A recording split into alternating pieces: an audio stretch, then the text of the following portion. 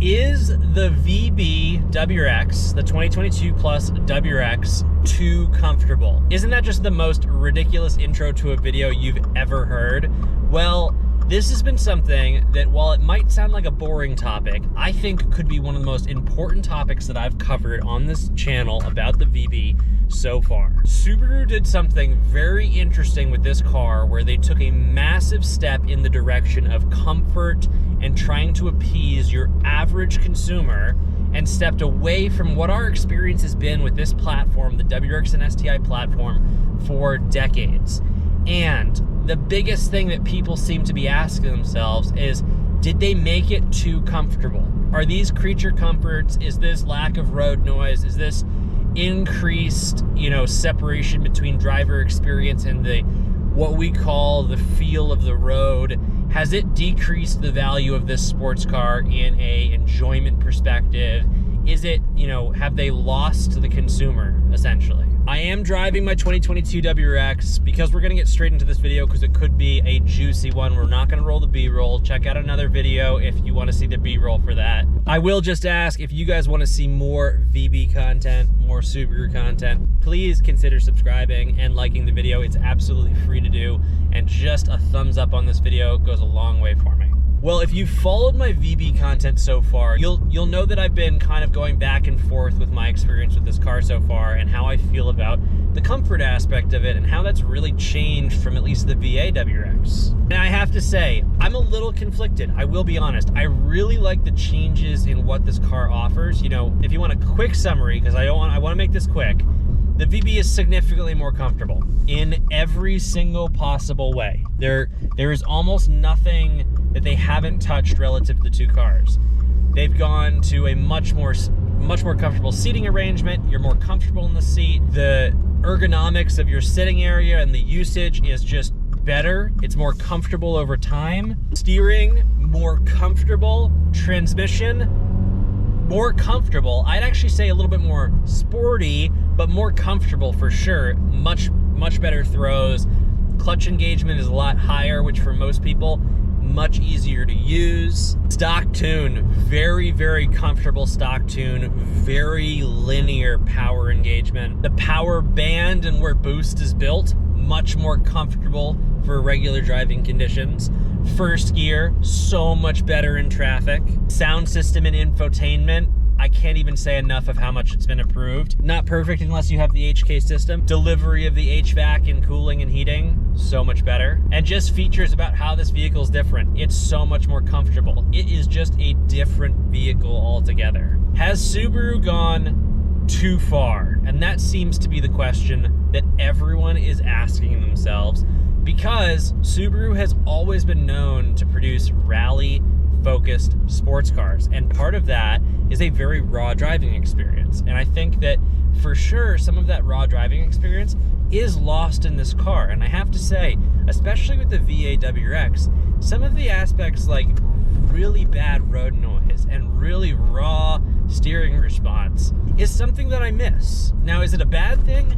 I don't know yet, because it's just different. It is something that I miss, though. This is much less of a raw and much more refined of experience. Now, this is where my opinion starts to differ, and where I think a lot of people in the community don't really understand why Subaru did what they did. And I think I'm going to give you my overall opinion about how I feel about the general change later in this video. And we're going to find ourselves a place where we can do a pull for this video, because it's not a good GoPro video unless I do an acceleration point. And I haven't been doing a lot of pulls on this car because I'm just getting out of the break-in period. So I'm really enjoying these when I can do them. But the big thing is everyone in this community that's been driving WRXs and STIs or are achieving or trying to get into this platform has been saying for a long time that it's becoming the luxury car and they're doing too much. And I think where people are losing the perspective is Subaru is now just trying to maintain a competitive path with every other sports car.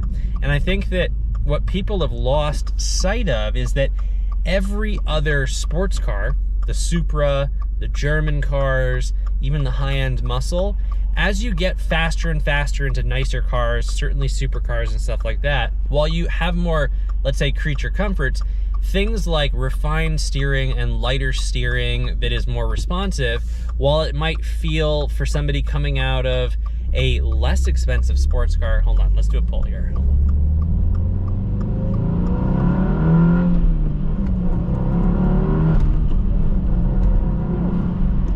This car's fun. I've done so few pulls, so that seems like that's such a foreign thing to me. What people don't realize is they're coming from platforms where these things aren't what are achieved yet, and that those are actually standouts for the nicer sports cars that exist on our market today. You know, I'm thinking steering specifically, things about refining the road noise, all of those types of things. Those are nice to haves for a lot of people getting into the next class of sports car. And I think what Subaru has done, as somebody that's had the ability to drive a lot of those cars and, you know, was actually planning on, you know, I was, for this channel, the next car was going to be a Supra. That was the plan for a long time. And then you guys convinced me to go for the VB. But those are like nice to haves for a lot of these platforms, and Subaru's just getting closer to it. So did they go in the wrong direction? I don't think so. I think this is the direction they need to go in, especially if they're planning on competing at a level that is like the higher sports car level. I think where they need to figure out a way to do that without shocking their user base. Because I will say that the loss of the raw experience, while going from raw all the way to where we are now, skips a few steps, but gets to another good place, I guess, in the design of this car.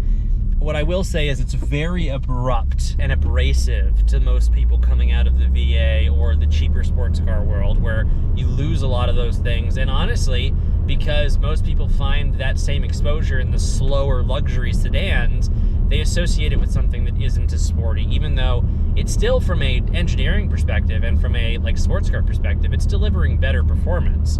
But it doesn't feel that way. You don't get that raw, tangible feel. So where does it all stack up? Is the VB WRX too comfortable? I think on a whole, the answer is no. But I want to acknowledge that it is not the same raw driving experience as it once was, and that it is different. And it might be different in a way that's not right for everybody. And I think that what I want to do is I want to acknowledge everyone in the comment section and everyone that feels that way, because you aren't wrong. The car is different. Was Subaru's intention to make a luxury sedan? Of course not. They would have changed so many other things in this ride. You wouldn't bounce as much in the seat.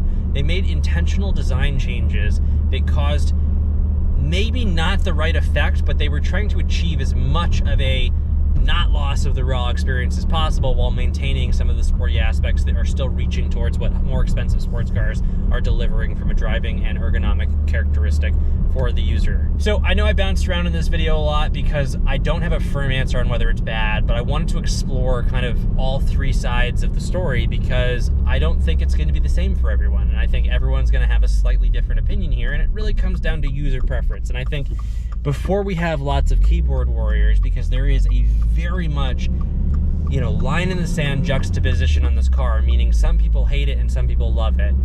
All I say is, for the people that love it, please understand the place from where the people that hate it are coming from, that they're coming from a platform that was different. You have to understand that you need to try the car first, and maybe it might be important to have some experiences with nicer and faster cars before you bash what's happening with this car. With that said, everyone's entitled to their own opinion, and I encourage everyone to stay with an opinion, because that's what makes this community so interesting. That's why we don't all drive the exact same modified cars, and that's why we have an aftermarket that looks like it does. So I'll see you guys in the next video. I don't want to bore you anymore. Hopefully this wasn't boring, but you know, let's get into some modification content. I'll see you guys soon.